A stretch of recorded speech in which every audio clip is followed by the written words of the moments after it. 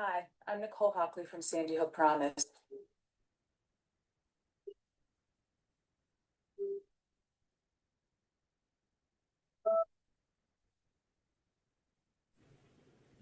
Can you hear me? Perfect. Yep, sure can.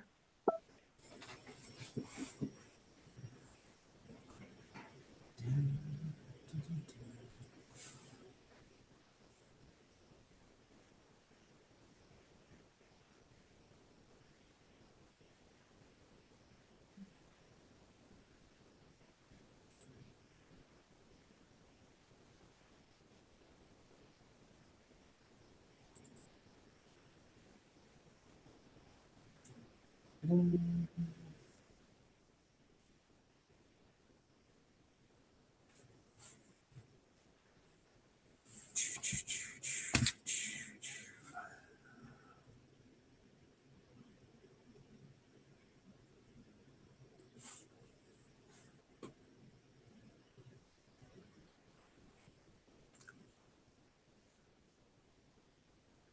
gonna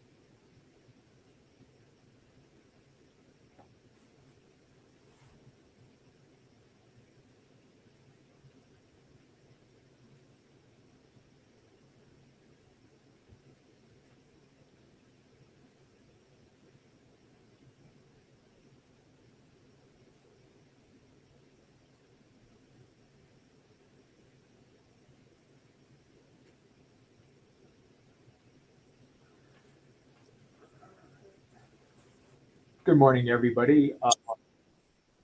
There we go. We're going to get started here in just a minute. I'm going to give it about another minute and see who else and stuff signs in, but we will start here in just a second because I want to be very mindful of everybody's time.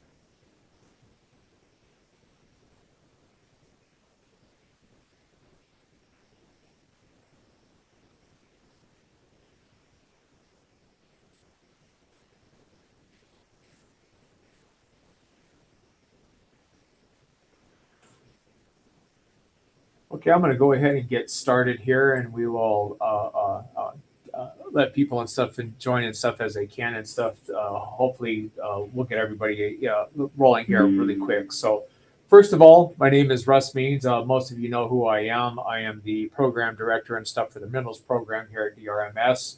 I'm not going to go through a bunch of introductions and that because we have a long list of people.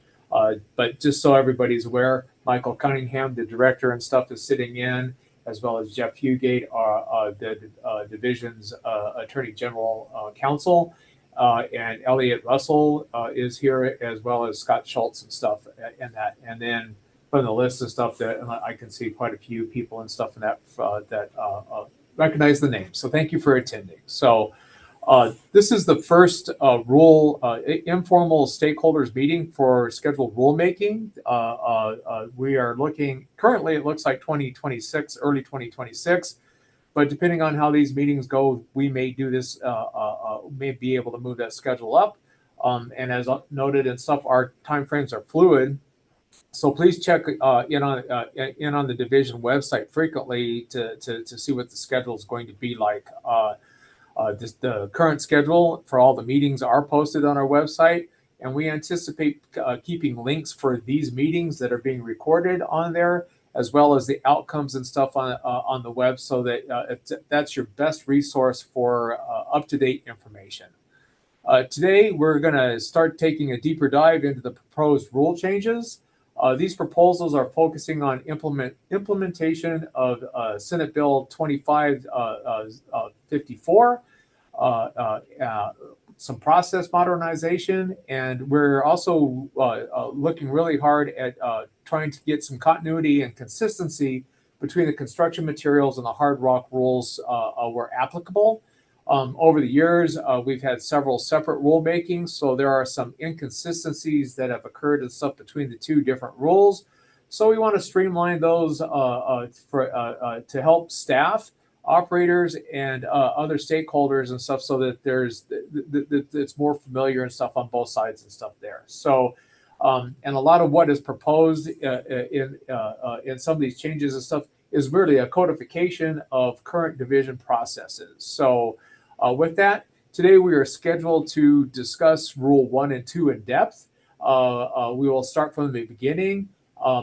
Please feel free to ask questions or add comments and stuff at any time. Some of these are editorial fixes like spelling, capitalization, etc. We're not going to linger on those, but at any time, if you have a question or want an explanation, please raise your hand and Cami will let us know if I don't spot it. And so it's an informal conversation. So, but we want to capture your comments, concerns, or any suggested edits and stuff, and that in this process, so that we can make sure and stuff that those are addressed. If time allows, we will start on Rule 3. Please note that all the comments, concerns, discussion, and potential edits will be recorded. The team will evaluate them in the context of the act, as well as the practical function to any degree we can. We also have to look at the other set of rules for impacts, because like I said, the big part of this exercise is trying to gain continuity between the two sets of rules. Any proposed changes to the red lines will be posted on the website at least 1 week prior to the next meeting. If you're on this list and attending today, we'll send you an email and let you know when that's posted. We encourage you to follow up with any suggestions by using a web form for submission that's available on our website. But we'll take comments directly to me or to DRMS through our general email. We're not opposed to any kind of form of communication. So please be very clear as to the rule and the section that you're discussing. And with that, I will ask Elliot to pull up the rules, and we'll roll up our sleeves and see what we got going on. So Elliot, if you will please share your screen, and we'll go from there.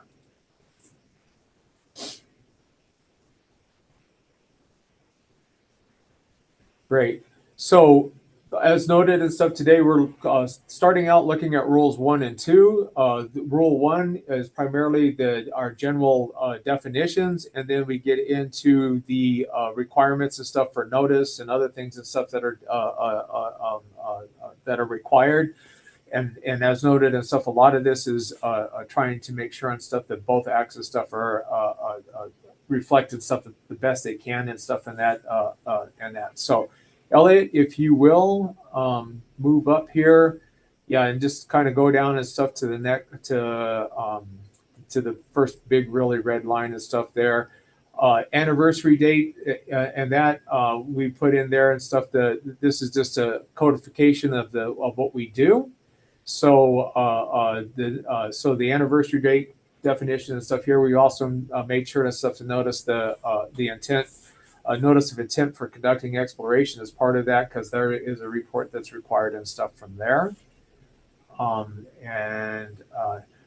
We've gotten rid of certification by an independent auditor. We've taken that into account. This is more along the lines of what we have done and stuff with the Hard Rock, and so that's something that's there. So we're just removing that and stuff as it pertains to some other things and stuff with a financial warrantor and that. So this is also part of what was addressed and stuff in SB 54. Complex applications. The division and stuff that can call an application and stuff complex for a variety of reasons. So we're just trying to spell out a little bit more what some of those additional factors are. Along with engineering and professional expertise and stuff that may be beyond our office. When we get into a process and stuff where we have public comments and those kind of things, it becomes complicated just because of the processes involved in that. So we're just clarifying and stuff here that that's one reason and stuff we can call an application complex. So. Yep. Hey Russ, sorry to jump in here. I was going to quickly, before we move on to the next one, just bring to everybody's attention where we're striking definitions or adding in new definitions.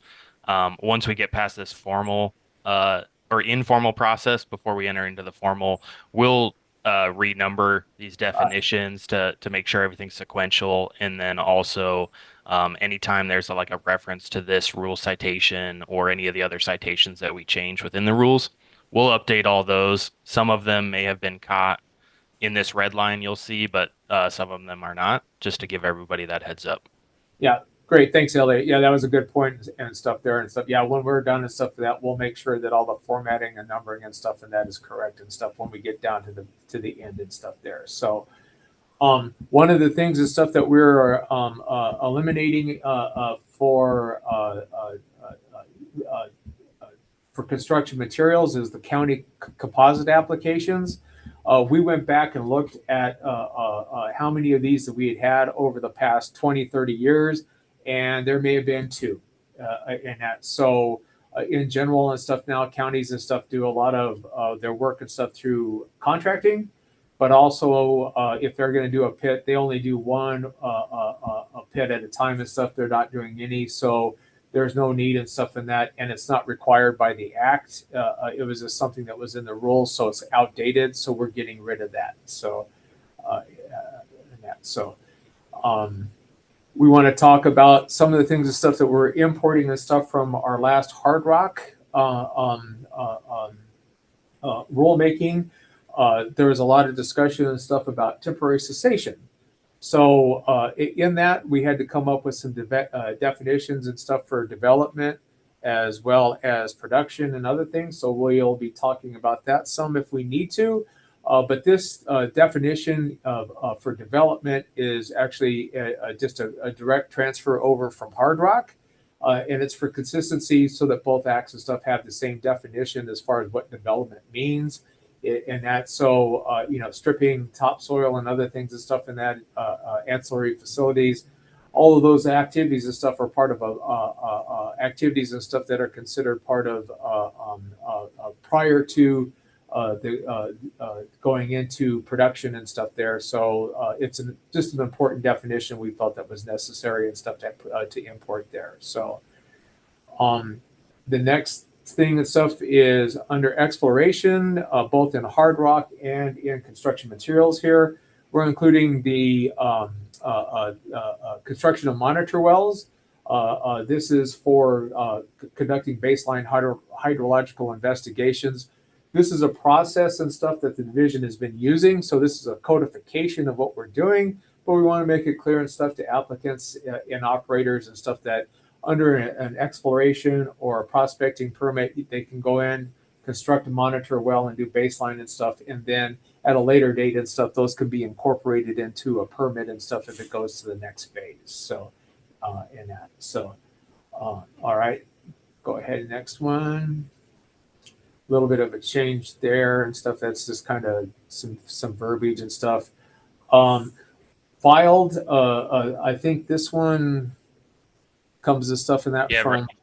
I can jump in real quick. So sometimes when you see the terminology change here, that's just matching that language from the Hard Rock rules over to this, or vice versa when we get into the Hard Rock stakeholders, if we pull construction materials language over there. And then, filed we brought up from, it was not in alphabetical order. So I think filed was just a couple numbers below here. You'll see it maybe on 23. Yeah, it was bizarre that it was down lower and stuff and that. So we haven't changed anything there other than getting rid of the composite and stuff in that section and stuff there. So, okay.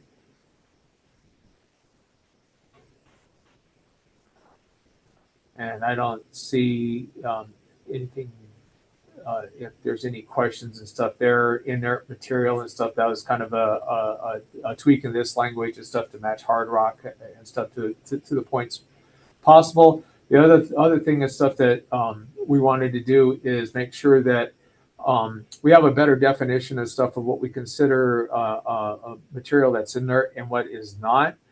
We've had some instances of stuff in that where over the years and stuff, our policies and that have been pretty clear, but we've had instances and stuff where we've had coal, rebar and other metal and plastics and stuff in that have been put in and stuff and where it's supposed to be clean and inert, and that's not necessarily clean and inert by our definitions or by CDPHEs.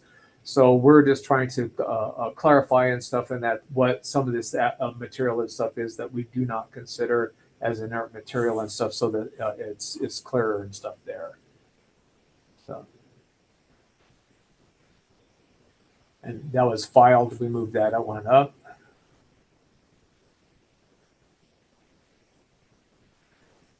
Mining operations, here, this is where we were having a discussion and we did some changes in Hard Rock. So we've moved that verbiage and stuff over here and stuff to help better define and stuff what a mining operation means.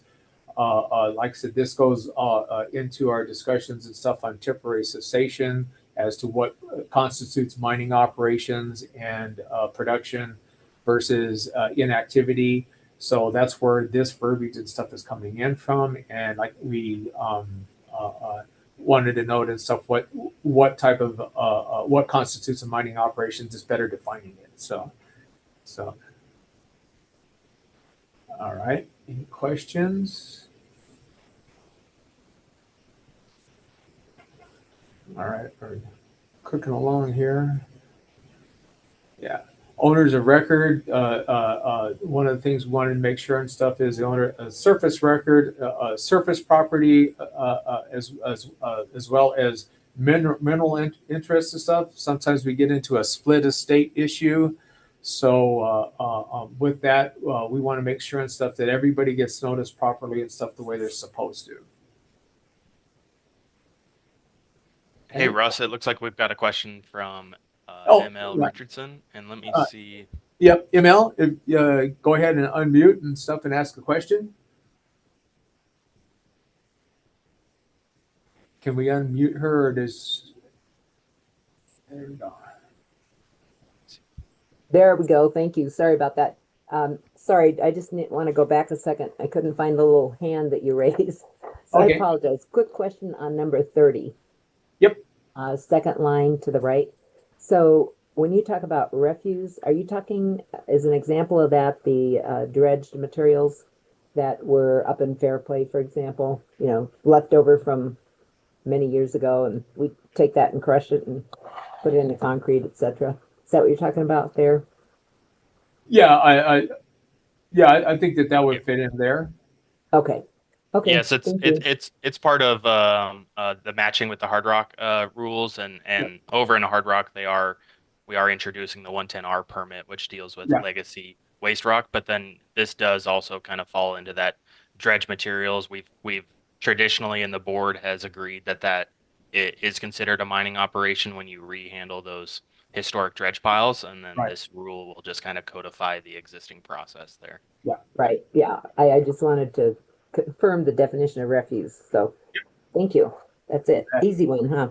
Yep, that's a softball one. Yeah, we appreciate that one. Thank you.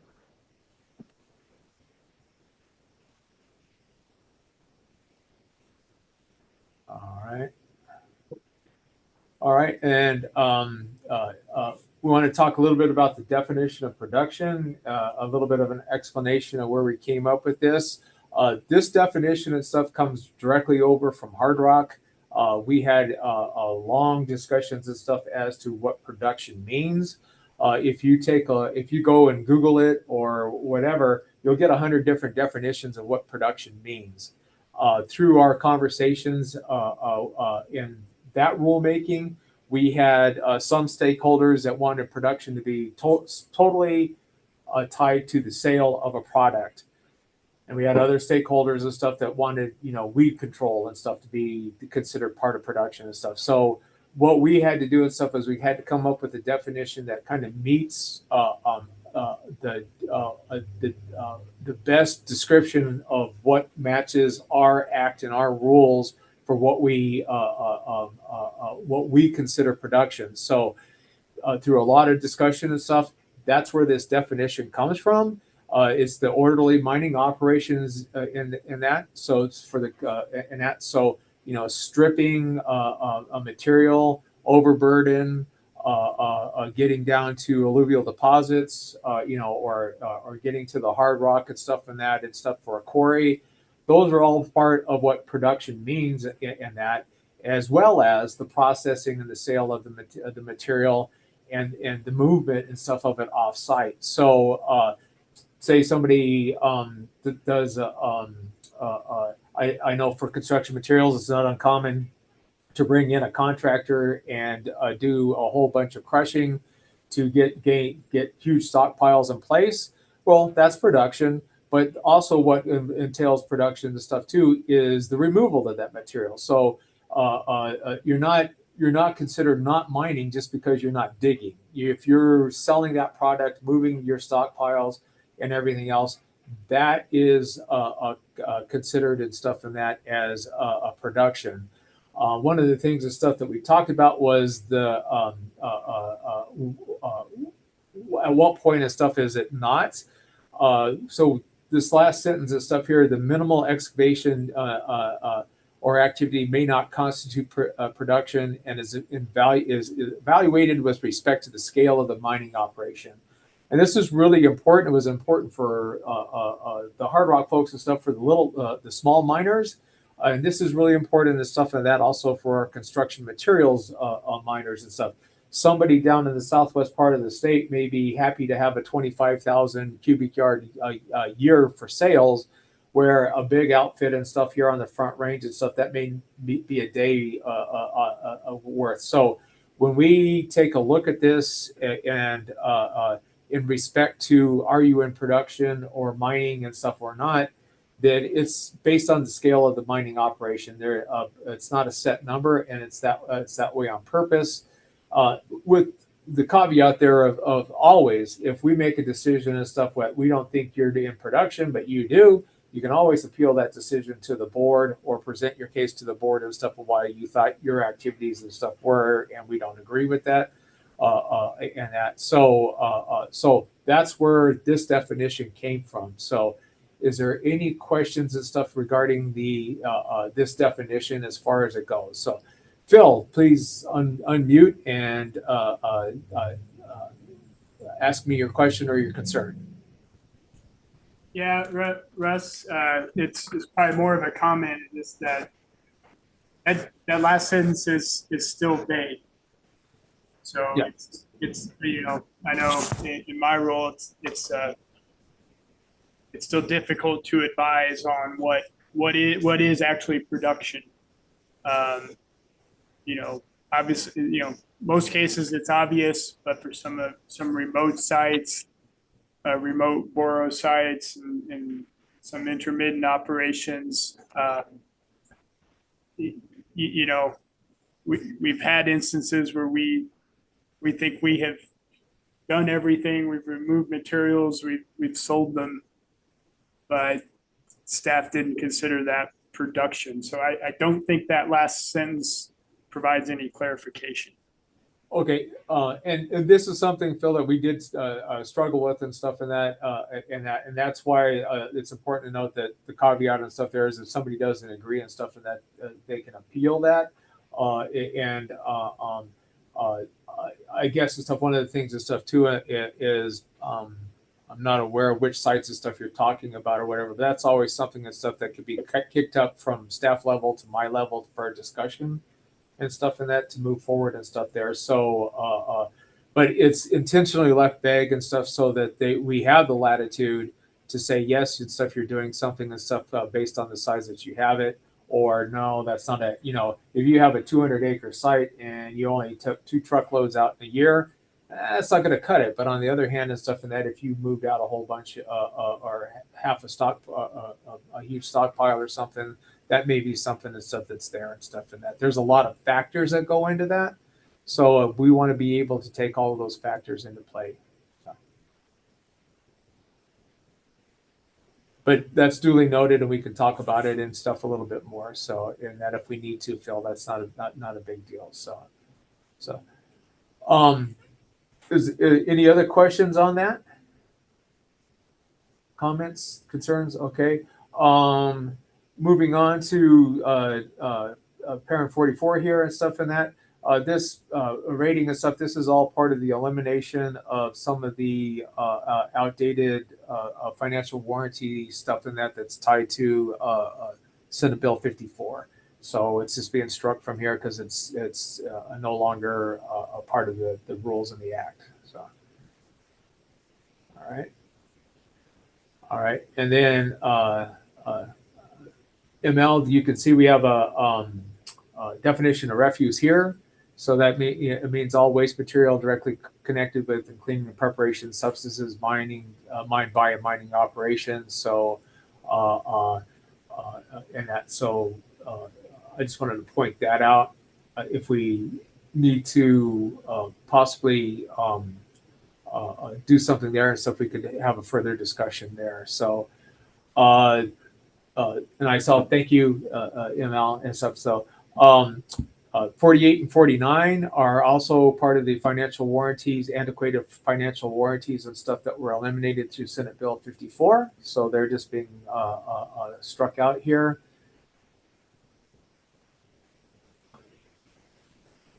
Hey, Russ. Yeah.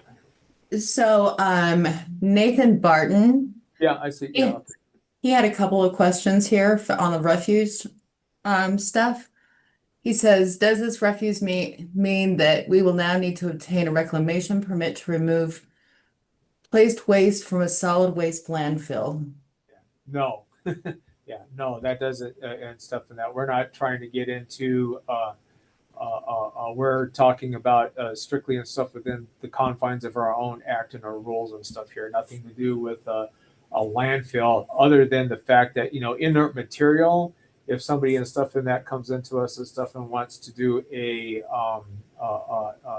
landfill, there's a separate process and stuff in that. So yeah. So when we're talking about mining operations and stuff and that, we're talking about naturally occurrences or within refuse on affected lands. So that's our definition. That's not CDPHE's. Perfect, thank you. Okay. So, and yeah, we can 43. Alec, can you go back up to 43? Which one's that? Processing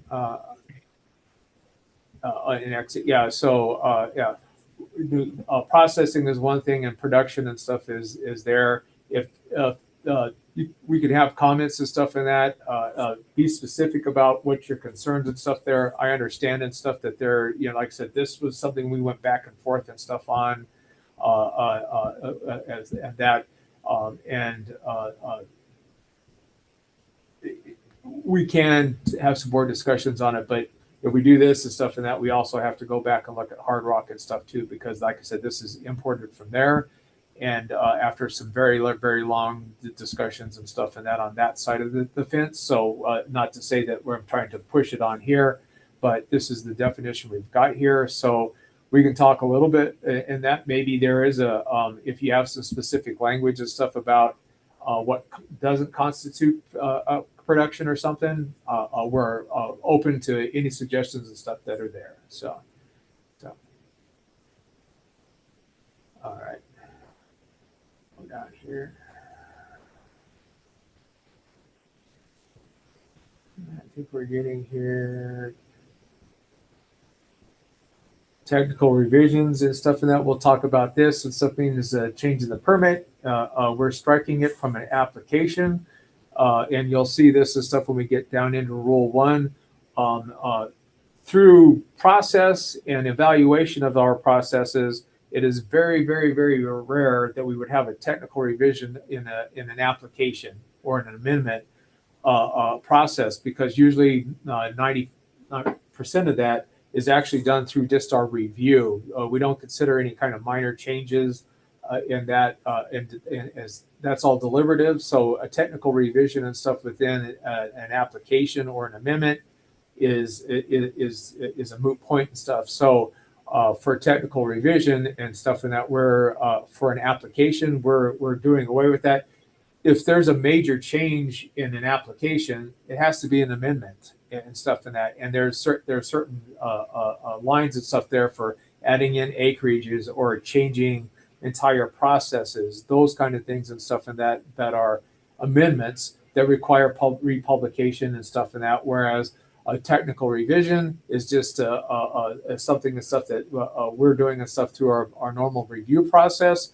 And you also don't have to pay a fee for our normal review process other than the application fee, where with a TR and stuff like that, there's an application fee and everything else. And we just simply don't, through our process, we just simply don't do that anymore. So we are proposing and stuff to do away with the idea of a technical revision within an application or an amendment.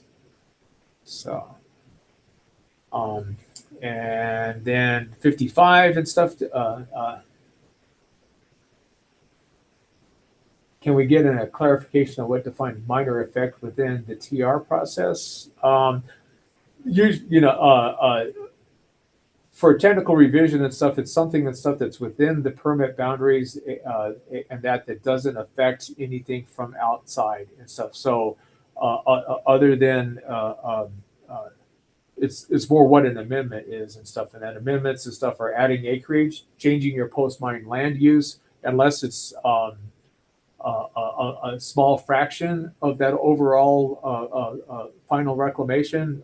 For instance, if you have rangeland, 100 acres, and you're doing 5 acres and changing it to a parking lot or something, that's a technical revision.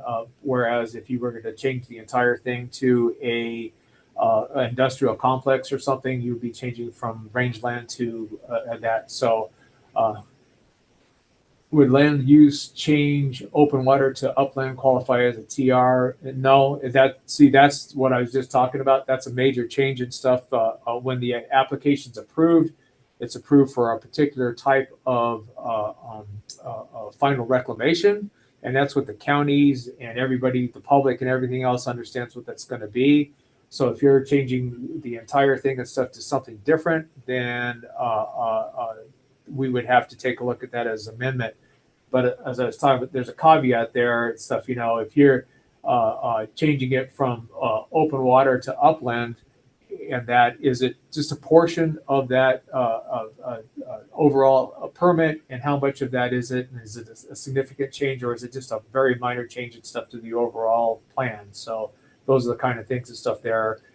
If we get too prescriptive here, then that ties the applicant, the operator's hands and stuff that just as much as it does the division. So, Hey Russ. Yeah. Real quick, there will be a little bit of guidance. So kind of Wyatt's second question there. When we jump down further, I think Rule 1.9, when we get into amendments to applications, we do kind of call out in the red line a couple examples that would escalate up to an amendment, like that land use change question or expansion of the country. All right. Wyatt, does that sort of answer your question and stuff? And that we'll get to it a little bit more and stuff there. So, okay, thank you. Definition of topsoil or growth medium. We understand and stuff that not everybody has 6 inches of topsoil. It could be a topsoil like material or something like that. So we're just making sure and stuff that that's added in there and stuff and that, so it's understood. So all right. Hey Russ, real quick, maybe I missed it, but we might have jumped over 55, but this one was just more or less consistency of how it's referred to within the rules of just how that rule is defined. It was all over the board with inconsistencies. Right. Good point. So thank you. And working day, this kind of ties in and stuff and that to what we did in Hard Rock. We have some instances of stuff where we've had state holidays or the governor and stuff, and that has given a work day off and stuff and that for the holidays and stuff. So working days, so we're just defining that a little bit better so that everybody understands that state holidays and those and stuff declared by the governor and legislature are part of those and stuff that are exempt and stuff and that from what's considered a working day for purposes and stuff of review and filings and stuff and that and the rest of it. So with that, we're done with definitions. So it looks like we may need to have some further discussions and stuff on production, which is great.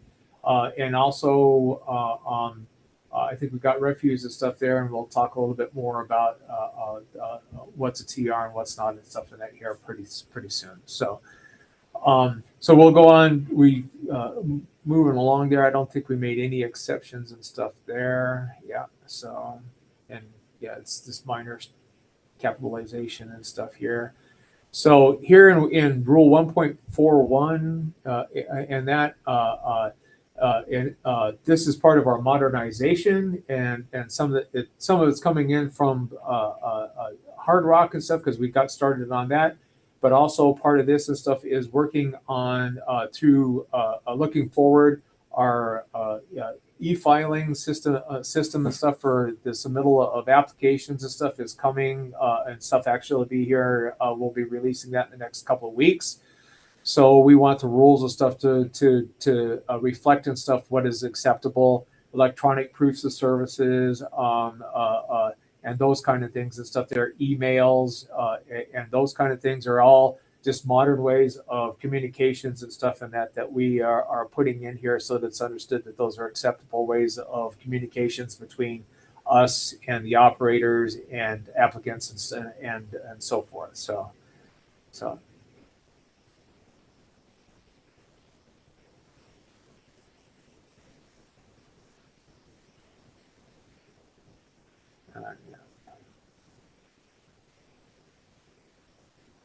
Okay, and I think here at Parent 7, one of the things and stuff that we have that doesn't necessarily, this is something that's going to be reflected in both rules and stuff, and that is from time to time in construction materials, we have technical revisions and stuff that are very complex. We have things and stuff that have engineering reviews. There may be some other factors and stuff there that make the 30-day review period and stuff in that not optimal and stuff for this division, but also it puts a lot of constraints and stuff in that on consultants and operators and stuff to try to jam everything into that 30 days, and 90% of the time and stuff it gets extended out. So we are proposing and stuff to allow for a technical revision to be called complex and stuff for those and that. And as always, if you don't agree with that, we can you can appeal that decision to the board in that, or have this bigger discussions and stuff with us and stuff as to why it should or should not be complex.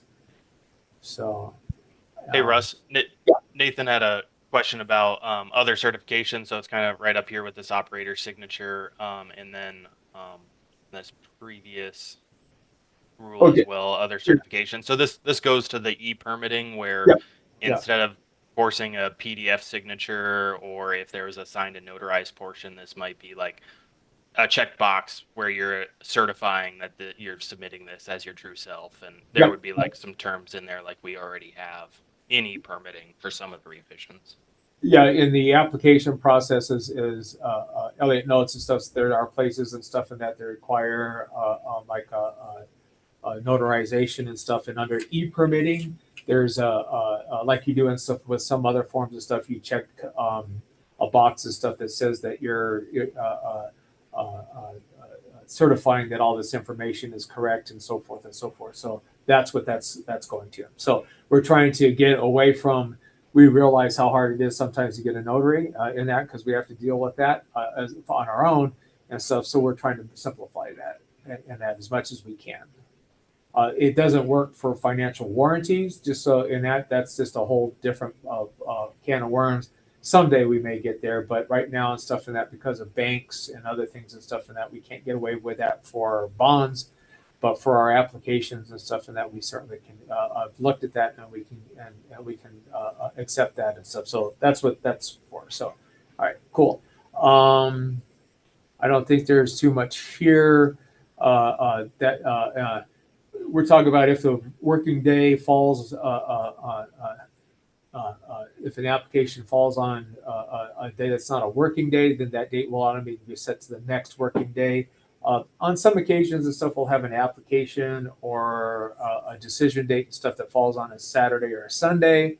We're just putting it in there that just means it moves to Monday, and that's so that there's no confusion as to when it's due. We don't want to short anybody a day, so by moving it up a day and stuff, there could be an argument and stuff that we're shorting the required act and the rules there by extending it by that next day and stuff, and that we're hoping that at least and stuff, and that clarifies and stuff that for some of the instances that have come forward. So and Russ and everyone on the call, we will see this a couple times throughout the rules, so probably just glance over it, but there's just several different citations that talk about like the decision date of a TR or but that's the reason for it. Yep. All right. Number 9. This is, it looks like a whole lot of red line, and there are some changes within here, but this is essentially just the way the Hard Rock rules had worded this rule, and we felt like it was applicable to both sets, and it further explained kind of the process of that 365-day period. And on Hard Rock, there's a few things and stuff that are here on construction materials that we like better that we moved over there and stuff. For sure. So any questions on that? Like I said, it's all the same language and stuff. It's just spelled out a little bit better and a little bit more clear and concise and stuff in our opinion. All right.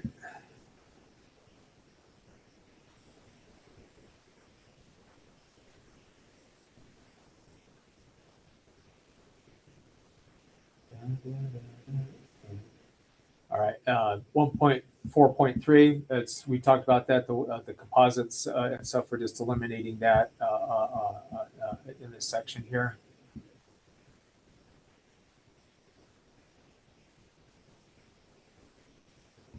Hey, Russ.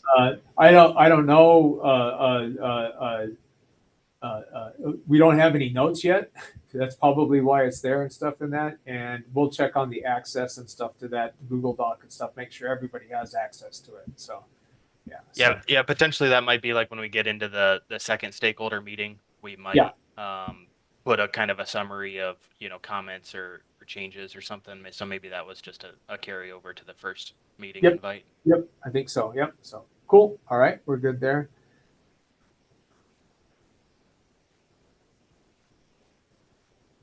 And yeah, we talked about that, so we're good and stuff there.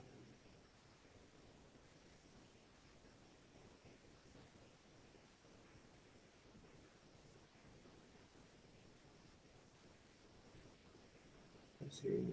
Okay. And again, these are a lot of just those little editorial changes for some reason where both sets of rules had slight differences where there probably shouldn't be, or typos. Yep.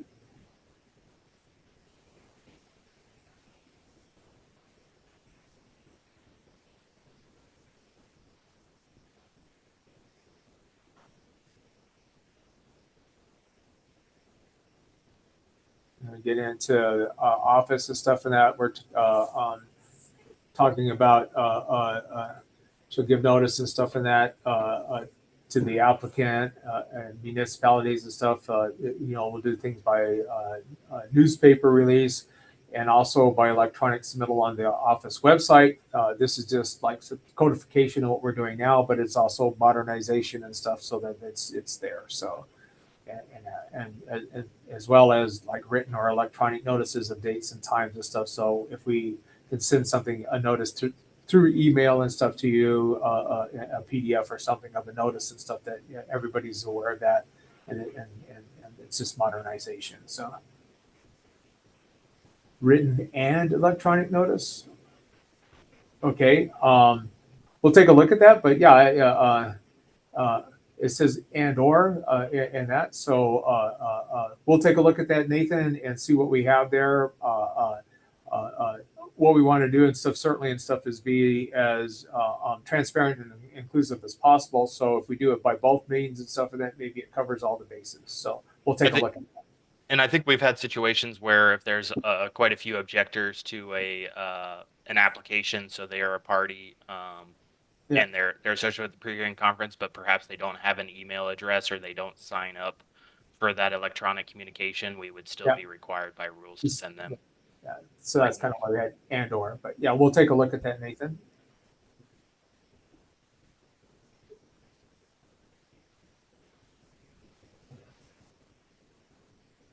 And if we make a change in one place, we may make it across the whole thing. So there. So And And some of also- this, oh, I'm sorry, Russ. go ahead and some of this is pretty much the same and stuff in that, providing notices and stuff in that where, along with the required newspaper releases and stuff, we're putting it on the website and stuff there. Yeah. Yeah, I was just going to mention, perhaps everyone's aware of it on the call today, but up here when we talk about the office website and down here, this goes hand in hand with that mining activity dashboard that we created more recently in time. Yep. That kind of summarizes permit application process. Yep. That's under review. Okay.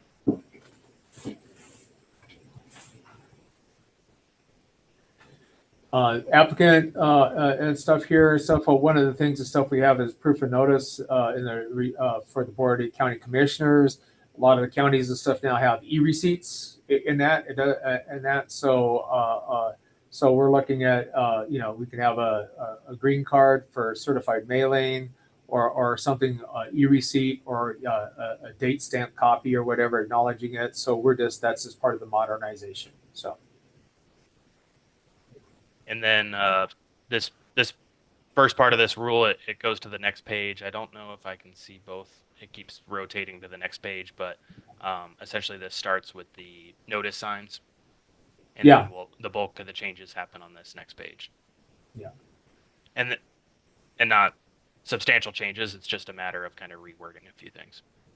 Yeah, and one of the things that came out of some of our discussions we had 3 meetings on public notice, and that was what's required and stuff for public notice and where they should be posted. So we took a look at that, and one of the things and stuff, they need to be along publicly accessible areas and stuff. But on a huge site where you may have several hundred acres or more, there may be areas and stuff along the backside of a project or something that nobody has access to, or something along those lines. And so a requirement and stuff of posting and stuff every 200 feet or whatever and stuff is not practical or feasible. So we've kind of taken a look at that and changed that so that it's along publicly accessible areas, and then we also, the language and stuff that struck out here, it was just this one long sentence and stuff here, and what we've done is broke it out so that it's clear and stuff exactly what's required on that notice and stuff in that, so that it reads a little bit clearer and stuff rather than that run on and stuff there. So Yep, and just to echo that, it kind of matches the formatting right below here when it talks about in subsection D how the newspaper notice should Yes. look. So it kind of just matches that same formatting and some of the Yes. same language. Yeah. It looks like Nathan had a question about we're specifying that the notice sign should be 11 wide by 17 high at a minimum. So he made the comment that potentially could the option be to switch those? So 11 high, 17 wide, if so, make it an optional which direction the notice goes. I think we could probably look at that. I think when this rule was first drafted like this, I think these changes came into effect in 2018. Yeah. I think we did look at the formatting of like how much information should be on the notice, and I believe if you put it in landscape Yeah. versus portrait, you get a lot of white space. And so perhaps we specified that on purpose to make it portrait only. But we can talk about that again. Yeah, we'll talk about, and the other thing and stuff too is the 11 by 17 actually and stuff matches most county public notice signs and stuff that are out there. So that was where the actual size came from, and Elliot's correct and stuff. And that when we looked at it from both angles and stuff, that's why we're went with what we had and stuff there and stuff. But we can take a look at it. But it's a font and a formatting issue and stuff. So, and then also a comment on should we include email address for the applicant as well, or kind of keep it the same as the original language, and then I think down here it also excludes email, so something to consider. Yeah, actually, stuff that might not be a bad idea, and that is if applicants are willing to give that information and stuff. But yeah, let's we'll put that down as a note and stuff there, and we'll talk about that and stuff in that. But that may be one more way and stuff in that for the public and stuff to be able to reach out and stuff in that to directly to an applicant. So that's a good suggestion actually. So we'll take a look at that one, Nathan. Yeah, it might be better on the permit. I know we don't want to get too deliberative today, but the permit sign, that could be a good opportunity. I think asking for that in the newspaper, it might lead to a longer notice and then probably more costly to publish that notice if there's like 18 character long email address. So we'll take a look at that. Yep.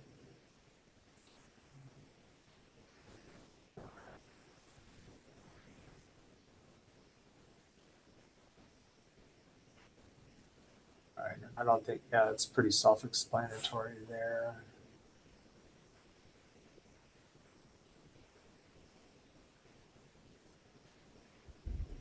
And yeah, the striking of that was just kind of some redundancy and stuff that was there. So.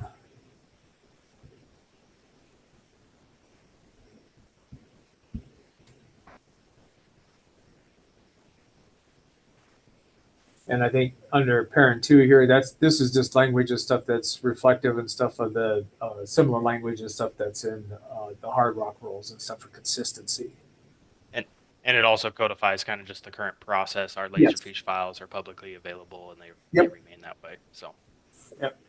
versus the county clerk and recorder version can be, I think, withdrawn after or reclaimed by the applicant or destroyed after the close of the. Yep. In G, hold on, and stuff in that. So in G, in that email receipts.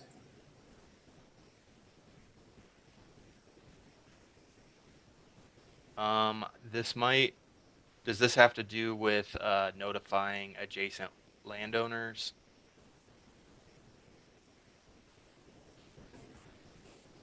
Can't read So that. then that you would have to have probably the email address of the adjacent landowner, but potentially like if you do have it and they can confirm an e-receipt that they received the notice, maybe that's something we consider. We'll have to look at the Yep. notice procedures. Take a look. Yeah, take a look at that.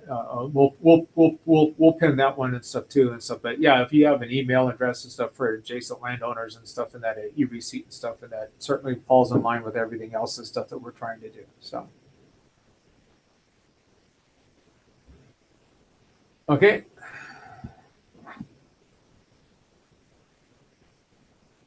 We're talking about e-notify and stuff. Yeah, so we're good there.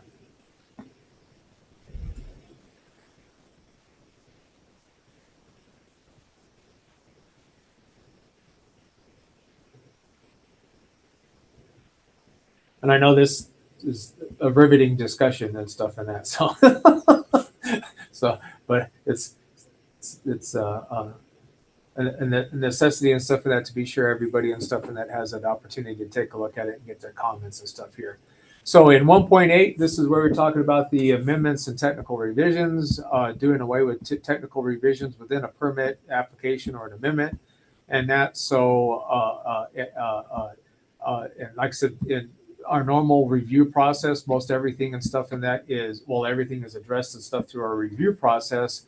That would rise up to what would be considered a minor change to the application or to a permit, and so it's only would be major changes and stuff that would be required and stuff to require an amendment to an application, and those happen every so often, but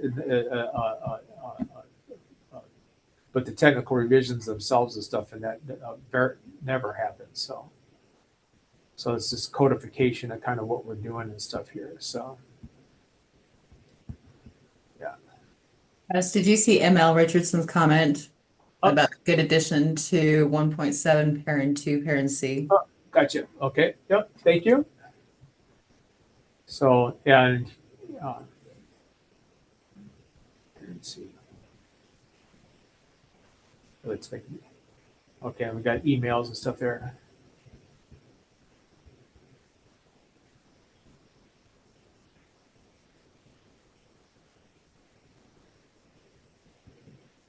I think we're okay there.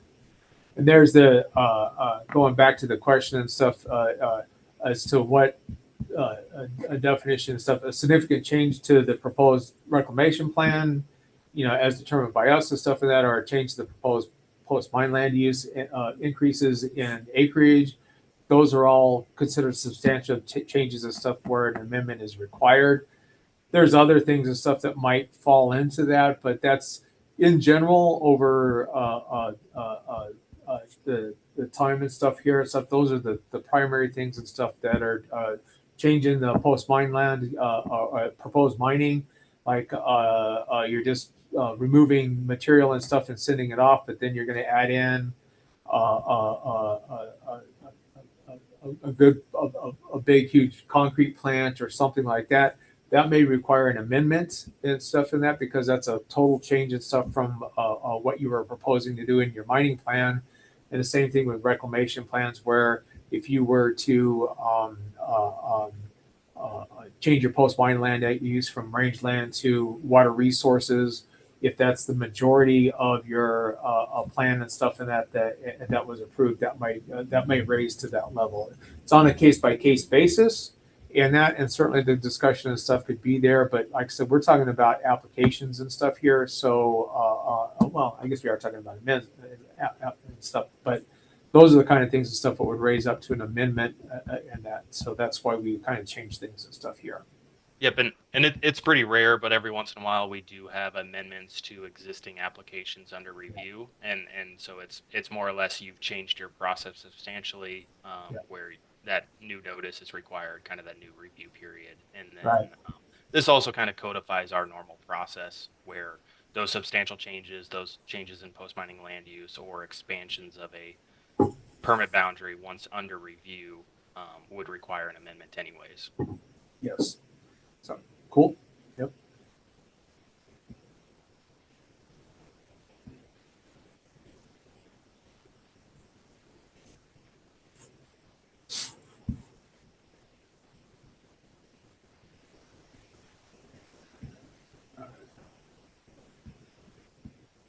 Just jumping into now a technical revision to this is an existing permit, an approved permit. So that previous section 1.8 was amendments to a permit application. This one is technical revisions to a permit, and this is more or less just the modernization. Right, and we've been doing technical revisions and stuff and that through e-permitting and stuff. So this is just codifying what we've got going on and stuff and that. But that's so instead of submitting hard copies and stuff, we're just making sure and stuff is clear and stuff that the electronic form and stuff is the preferred one. So, and here it's just language and stuff and that if you have a permit, you're an operator, you're not an applicant. So in that.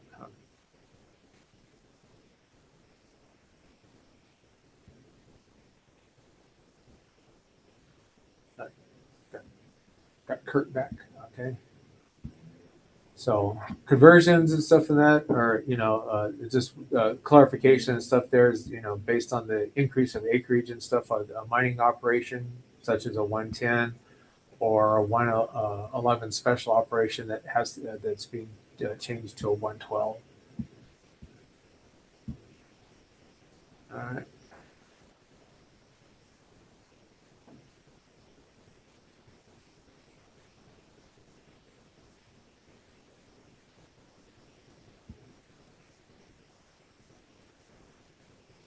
And a little bit for succession of operators and stuff and that, we're clarifying and stuff what our processes and stuff are and stuff to be considered filed. Some of the things we need and stuff is an approved W-9, as well as legal right of entry, damage waiver agreements, and geotech and stuff and that, et cetera, et cetera. So I know this is always SOs and stuff are always difficult and stuff because we've got changes in names sometimes. We've got corporations buying smaller ones and those things. So this is just codifying and stuff, some of the things and stuff that are required. So.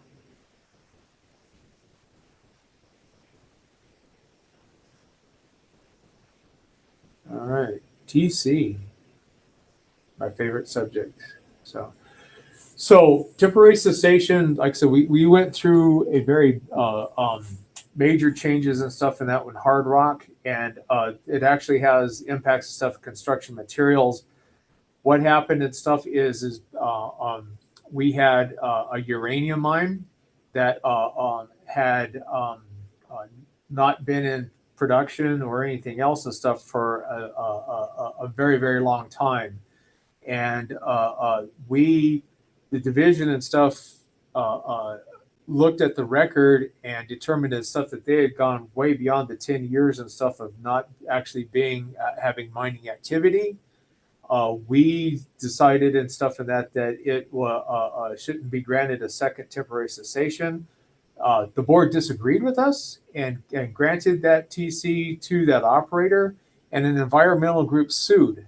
The environmental group won and stuff because and it was appealed to the state appellate court.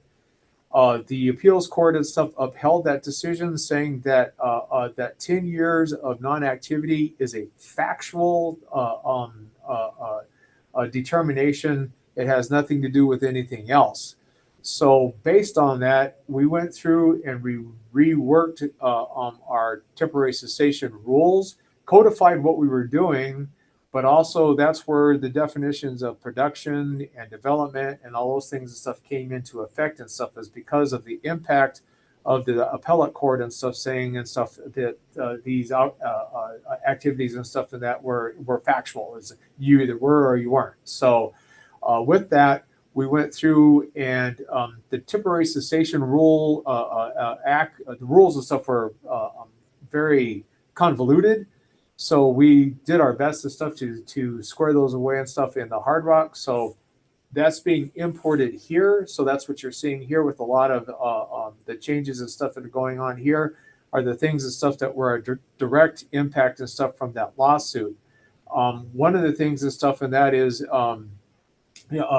what we do and stuff is with the temporary cessation is an operator will submit a TC application, a notice and stuff to us, and we'll go through that process. And if there's no objections or anything else, then it's posted on the board's agenda. And if there's nothing, then we move it to consent agenda, and that first 5 years is granted.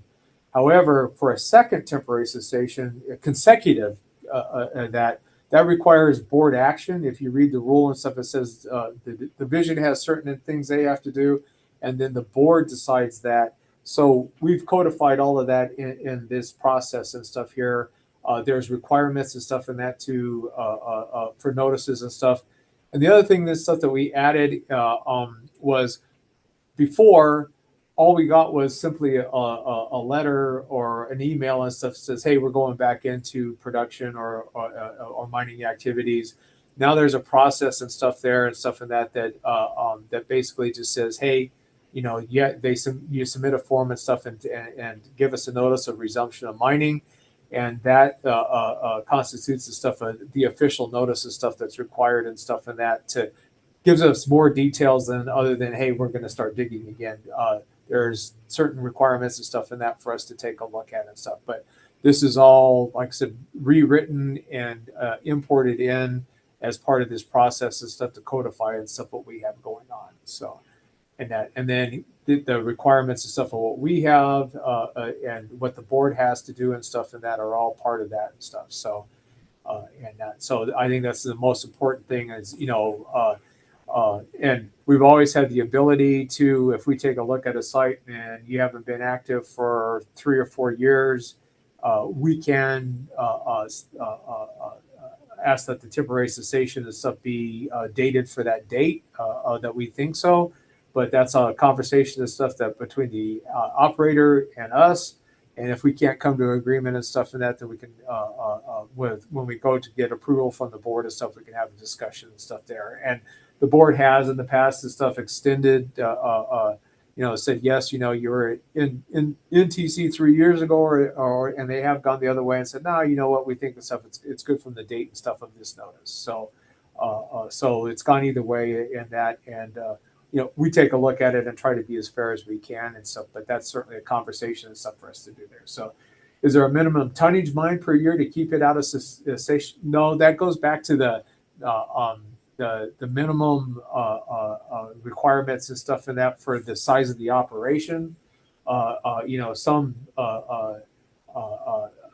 operations and stuff that, like I said, they may only have you know, 20,000 and stuff for the year versus one and stuff that has over 20,000 and stuff in that in a month. And because of the wide variety of permits and the types of activities and stuff we have across the state, we try to keep that and stuff as vague as possible and stuff. And that's, but in order to the definition and stuff in that and that is you have to be 180 days or more and stuff of activity and stuff and that, but we don't look at the days and stuff. We really just look at, we're not out there clicking trucks and days and stuff and that, neither are you, but we do take a look and stuff. Is it a reasonable assumption and stuff that the activities that you've got and stuff and that are there? So, and that, so, yeah. And I think when we're, you know, that goes back to the scale of the operation that was just there a second ago. Yeah, and stuff, and that's when we're talking about given the scale of the mining operation, limited excavation or activity and stuff, and that may not necessarily doesn't advance the mining operation, then we have to have a discussion about that. So. And Russ, if I can jump in, mostly just Yep. give you a chance to catch your breath and maybe get Yeah, a drink. thank As Russ indicated, all of this stemmed from that litigation in the Hard Rock matter. By the numbers, the division board actually handled more TC issues in construction materials than Hard Rock, and that's mostly just because there are more construction operations than there are Hard Rock materials. But all of these are very, very fact specific. That's why we've got kind of these rules that are discussing indications of temporary cessation or not qualifying for TC. That's also where we get into questions about, production. The new definition of production works hands in hand with this Rule 1.13 as to whether or not, some activity at a site triggers that production definition or not. And so these are fact specific. I think the best take home from the modification of these rules is if you're contemplating going into TC, touch base with the division and start that process and discussions early with them to see kind of what your start date might be, and if it might last beyond 5 years. Once you creep close to that 10 consecutive years, that's where it gets a little complicated as to whether or not the operation can continue. Yeah. Thank you. Yeah. Good. All right. So is there any questions on that at all? So ML, yes, please. You're on mute. Thank you. It takes a minute on this. Sorry. So is there any opportunity, I was thinking about in that 1.13.2, maybe 5, paren 5, for accommodating situations, and I think probably most of us that are in the mining industry have these particular situations where we have a site permitted, but it's either in a really small community or it's remote or both. And honestly, we can't mine there because there's no jobs being bid, you might say. And it seems like we should be given some grace, if you will, if we're in that kind of situation. It's remote, it's way down south or way in the mountains, and not a lot of work up there, but you sure hate to give up that site because every once in a while they need roads paved and such. So that would just be something I would ask if you could consider writing something like that in there. And you do say, given the scale of the mining operation, so the small size and remoteness might fit into that. But Yeah.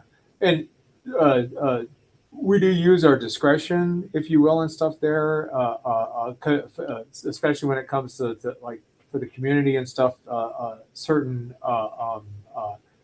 pits and stuff that, especially like county pits and Right.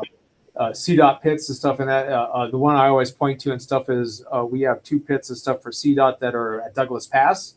There's one on each side of Douglas Pass and stuff, and they sit there and don't do anything, but their whole purpose is for borrowed material in case there's a slide. Sure. So we do take a look at that. There are county pits and stuff in that are kind of the same purpose. They're there for road repairs or something, and you don't need them until you need them. So we do use our discretion and stuff there.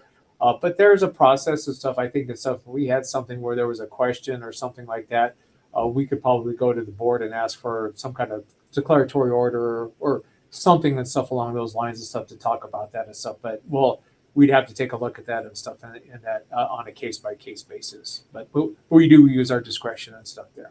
Hey, And Ed, if I can add a little bit, that was some of the kind of the origin of TC is the kind of the remote or high altitude mines. Again, most of this kind of stems from hard rock, where you've got metal mines at 10, 11, 12,000 feet where they're only accessible for a short period during a particular season. And so I think, remoteness, need, all of those things are part of the kind of the factors that the division or board considers if a mine has to go into TC. I mean, under the rules at 1.13.5 sub 1, it does require that if there is a a cessation of production for 180 days or more, you have to file that notice of TC. But if there's production every year, if there's production every couple years, you're kind of bouncing in and out of TC. And as Russ said, that might be something that either the division considers or that matter is taken to the board for some further consideration. But again, it's all kind of very fact specific. I think the main intent here is if a mine is out of production for an extended period of time, that's when the TC really needs to be triggered, and there needs to be some assurances that, you know, it's safeguarded for kind of sitting isolated because it's not being frequently monitored or inspected. I want to make sure that the financial warranty is adequate for it to sit with minimal or no activity for a long period of time. But all of that is kind of part of what the division looks at for approving or not approving a TC request.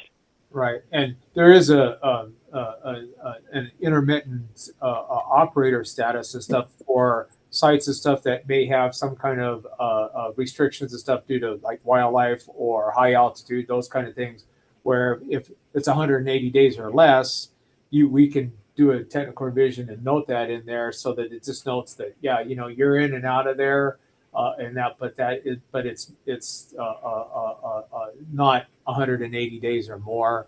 And like I said, we're not out there, you know, looking at this and stuff, and that this is not something that's one of our priorities and stuff when we're really there. But we do take questions and that and go from there, and that. So, but yeah, so we do take a look at that as part of that process and stuff. There's the intermittent status. Also, you know, if you go, TC is something that it's only becomes really a big issue if there's 10 consecutive years of non-production. Okay, so you can go in and out of TC and stuff as many times as you want to, but it's not TC 1, 2. It's every time you go into TC, it's just a very new beginning, and that if you come out of it, that doesn't count against you and stuff. And that it has to be like parent 7 and stuff there and stuff like that. It's 10 consecutive years. That's the key there. And if you're here, if you're in TC for 5 years, you come back in and ask for a second one. You appear before the board and tell them what your plan and stuff is to try to get this thing and stuff rolling and stuff in the next 5 years. And that's where that court ruling kind of comes into play, is that if you've had no production or work or anything for more than 10 years, then that's what triggers and stuff the need and stuff and that to requiring and stuff for final reclamation. So. Hey Russ, it looks like we've got Angela. She's got a question. Angela, yeah, I saw it and stuff in that. So, what question do you have, Angela? She's on mute. Right? Oh, there we go. Here. Hi. Sorry, Hi. I couldn't find my hand. That's cool. What can we do? Russ, is TC the appropriate tool when an application, a mining that you have approved, gets caught in changing regulation at the county level? No. For an application itself and stuff and that, you're not. No. That you it's approved through the division. It's all good. But because of a county's process, there has been a substantial number of years where there has not been production as we're wading through the county process. Yeah, one of the caveats and stuff of not having to go to TC and stuff and that is that there it is and stuff. You have not commenced any work on the affected lands, so you don't have to go in. You don't go into TC and stuff where we have issued a permit, but the mining operation has not commenced. So we do have. Jeff, you want to go ahead and jump in? Can one more just to be clear? So it was a conversion from a 110 to a 112. So it was mining. So mining did commence before, but it's an intermittent operation to begin with. And so then once the division approved the 112, then Now it has gotten bogged down, and believe me, I am digging us out as fast as I can, but it's slow at the county level. Um, and the applicant, the team, was concerned that if we left it without, in just without TC, that the objectors would say that we weren't mining. There was a no-win situation. If we Yeah. went in and mined within the 110 and not that was a non-conforming historic use, we would get in trouble. If we mined within a 112, that's what we had to fix. So we went into TC, and I'm wondering if that was the inappropriate thing to do. Should we use it here?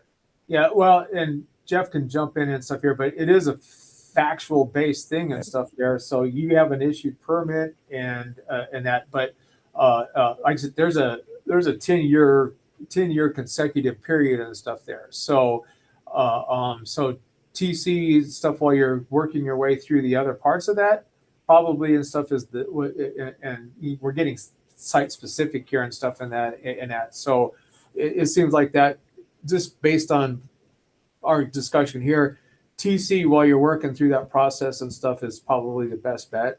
And that if you can't get in there and stuff, then you're in TC and the clock's ticking for 5 years or whatever that date was set. But you can always come in for the second one. If it takes more than 10 years to get through the permitting process and stuff there, then that's a different story.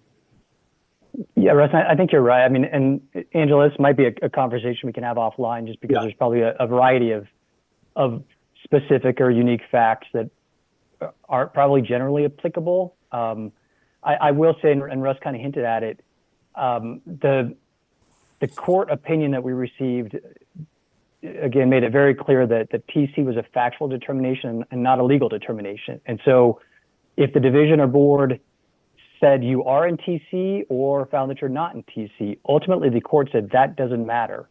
If the facts show that you have been out of production, however that term is defined, for 10 consecutive years, your only option is to enter final reclamation. And so I think it's probably helpful for the division to receive the TC request and kind of have an idea of factually what's occurring. This one's a little unique. I mean, the fact that potentially activity is not occurring because you're working through some other necessary level of permitting. That I think it's certainly a factor that the division and board would consider. What a court would do, I have no idea, but it does at least explain why there hasn't been production at this particular site. Yeah. So, but I agree with Russ. I think going into TC is probably the correct approach. And hopefully it doesn't creep into a 5-year or 10-year waiting period for you to obtain those local permits. But yeah, I think TC probably makes sense here. Yeah, and also I just Angela, it's a part of the uranium stuff and that was part of this other court cases. So we had the operators and stuff were arguing that they had like 8 years where they were under a court injunction and stuff in that, and the court said that doesn't matter and stuff in that. The fact was they weren't in production regardless of whatever reason it was. So when you look at it from that aspect and stuff and that, it's understanding and stuff that that's a tough row and stuff and that, but that's what that would be something we'd have to take a look at and stuff there. So yeah, but totally understand. So. And it looks like kind of during the course of this conversation, there's been some other stuff entered in the chat. I don't know if kind of our discussion has covered some of those things, Nathan, that you've raised. Again, if the permit is issued by or approved by DRMS, but you're still waiting or working through a county process or even a federal process, that doesn't trigger any TC because you've not actually commenced the operation. So kind of the clock hasn't started to run. That DRMS permit is not officially issued until you obtain all of the necessary state and local and federal permits. I think the Angela situation where there was commencement of activity and production, and then it kind of got bogged down in a county process. That's a fairly unique fact pattern that doesn't fit as squarely in these TC rules, but it's still certainly something the division can have conversations and try to navigate or help navigate. Okay. All right. Looks like Phil also still had some questions about a little more clarity around minimal. And Phil, I don't know if you can expand on that question or not. We'll get you unmuted here.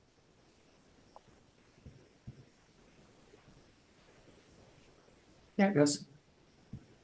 Can you hear me now? Yep. Yes. Yeah, I think it's just, you know, particularly if you entered into temporary cessation, it's like, well, how do you get out of it? I mean, I know Russ made the comment that, well, 2 truckloads might not be enough, but so how many truckloads is enough? I think is the question that's still lingering in my mind. Yeah. Well, Sure. the Yeah. resumption of production. So it's just, I think that's the difficulty, because I think if I removed, say, 2 truckloads off of land that did not have a permit, and the division became aware of it, that you might be able to cite me for mining without a permit. So I think the question is, well, why wouldn't you throw out whatever number you want? Why wouldn't a certain number of truckloads of material removed be enough to satisfy that definition of production? If all the other elements of production were there, that you took it off site perhaps, or you processed it, you sold it. So it's just figuring that out. I think would help those of us that occasionally have to deal with these remote construction materials operations. All right, and one thing is, Elliot's got it up here and stuff under the resumption of mining operation under parent F, and that it's a resumption. It has to be a legitimate nature considering the scale of the mining operation. So, running out and loading up 2 loads of gravel and stuff on that on a huge operation and stuff in that, it's not going to do that. And Phil, what we're looking at is we're not looking at the sites and stuff that are out there and stuff that are trying to do the right things and stuff there. But if I put a number on it, if you put a number on it, and you don't make that by a half a ton, then that creates a violation, or it creates a potential and stuff in that for somebody to file a complaint or something along those lines. So there's a reason why we're trying to keep this and stuff, and that is a little vague, is if you get too prescriptive, then you put yourself in a box, right? I think the most important thing and stuff here is it has to be legitimate in nature. So if you have a 100,000 cubic yard stockpile and you only get pulled 2 truckload out of it, that's not commensurate with the size of the operation, and that's not legitimate, right? And that, whereas maybe somebody that's way out in the middle of nowhere that has a big stockpile and is able to haul 10 truckloads of stuff off of a 110 or something like that, that may be a legitimate nature for where it's at. So, but you can't do, if you do that, you're trying to put a one size fits all, and it needs to be site specific and stuff. So we're trying to keep ourselves and stuff. So us and operators, the flexibility and stuff and that and stuff to do that. And it's just, we've had, like I said, our conversations and stuff went down these same paths and stuff. So I understand your concerns, but also, by putting a limit on it, you're putting yourself in a box. And again, I apologize for kind of repeating the site specific or fact specific nature of all of these, but that really is the case. And this minimal language that kind of comes from the production definition, the minimal excavation and or activity may not constitute production. There was a ton of discussion about that sentence during the Hard Rock rulemaking a few years ago. For some of you who also kind of dabble in Hard Rock, it used to be token. Nobody really liked the term token. It was not something that was useful. But the concept here was, in working with conservation groups and going off of the court opinion, what we're trying to avoid was kind of allowing or perpetuating a loophole where somebody could be in a temporary cessation for 4.5 years. They go out, haul off one truck of material and now claim we're out of TC and then go back into it and restart that first 5-year clock. Conservation groups had significant concern about that, as did the board.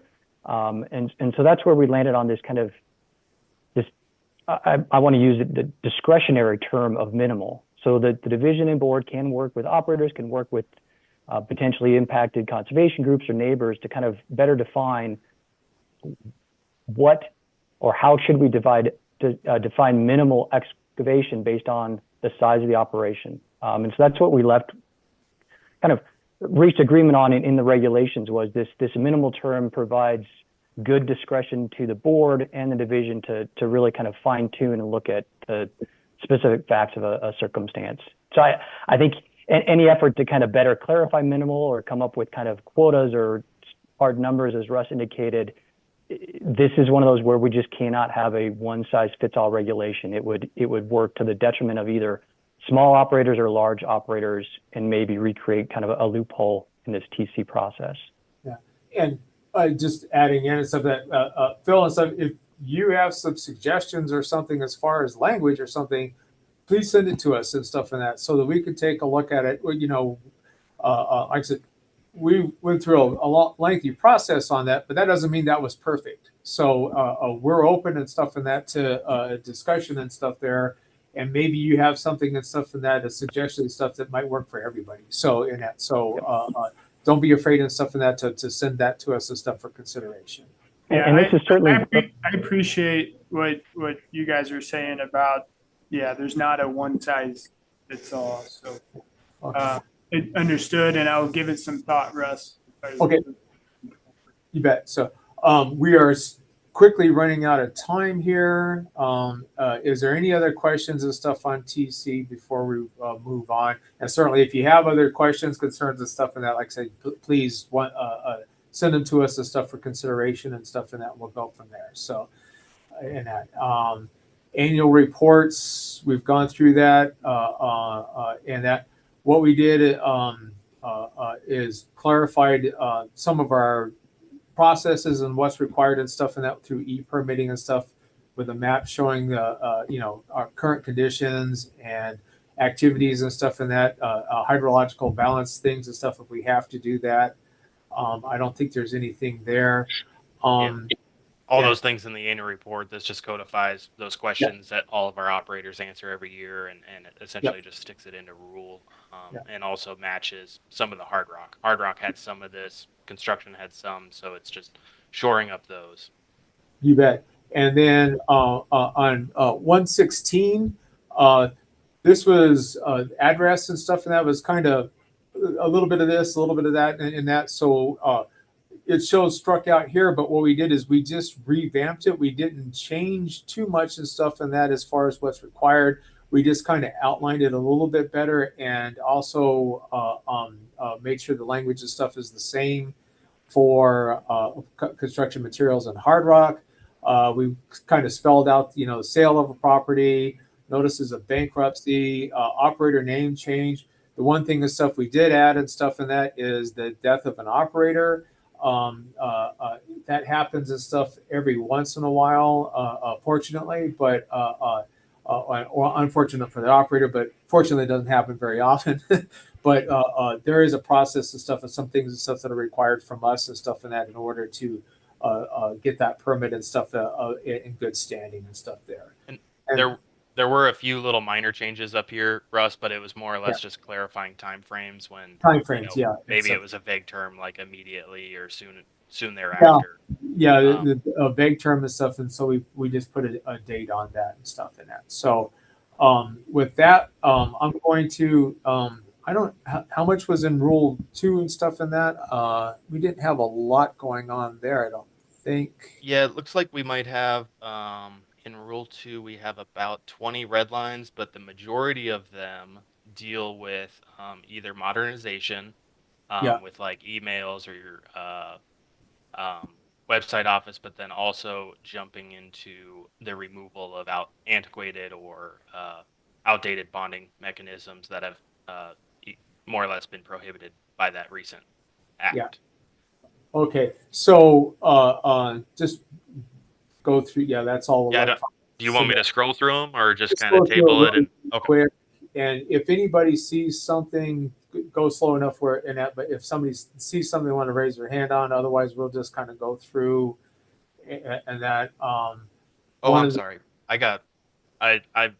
confused rule 2 with rule 4. Rule yeah, 4 is the bonding changes. yeah, A lot of rule 2 is just modernization or yep, consistency with hard rock language of terms or however that goes. yep. And that, and electronic filings. And also, I think and stuff in here and stuff in that, if it's not there, one of the things and stuff that we've gone to is because we have hybrid meetings and stuff, you don't have to make a request and stuff for telephonic and that. I think that's in here. If not, we want to change that. But that was about the extent of it is just the modernization and stuff there. So yeah, so and Yeah, that's motions and e-filing. yeah, Yeah. and that kind of modernize. Yeah, so if you have a pre-hearing conference and stuff, you can send stuff via email. You don't have to have 15 copies of it. Those kind of things and stuff there. Yeah. So, and we, so,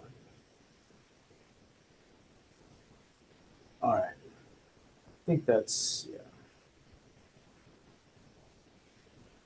All right. Our last one was in 2.9, so coming up pretty quickly. So, yeah. So Yep. Just and this clarify. just codifies. Yep. Yeah, the order, the date of the board order is the date of the mailing and stuff and that, the certified service and stuff and that, just to be clarification and stuff there. Okay, well, that was, we took up our full hour and a half in that, so we're just about a minute over here. Elliot, go ahead and quit sharing and stuff if you will. With that, is there any questions and stuff that we can that we need to answer right now, or any concerns right now, other than in that? And like I said, encourage y'all if after going through this, you kind of understand the stuff where we're at and stuff on these first two rules. You have questions, concerns, suggested language and stuff. This is part of the process and stuff, so we want to be sure to hear from you.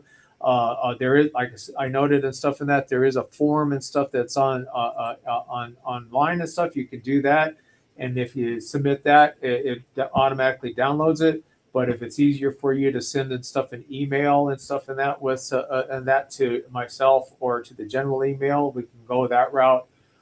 If anybody wants to have additional conversations and stuff in that beyond what we just did today, please feel free to reach out and we'll be more than happy and stuff to set up a one-on-one meeting and have further discussions and stuff on that.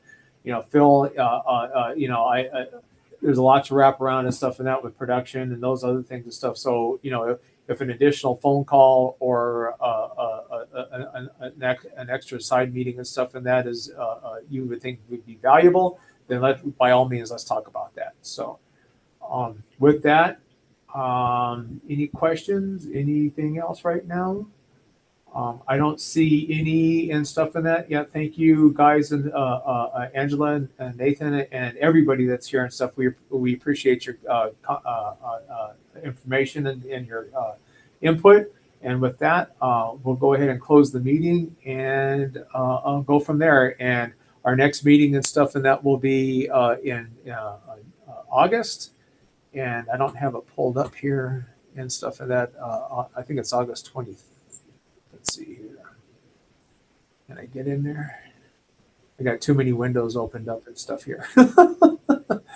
So August 27th. Yeah, it's August 27th.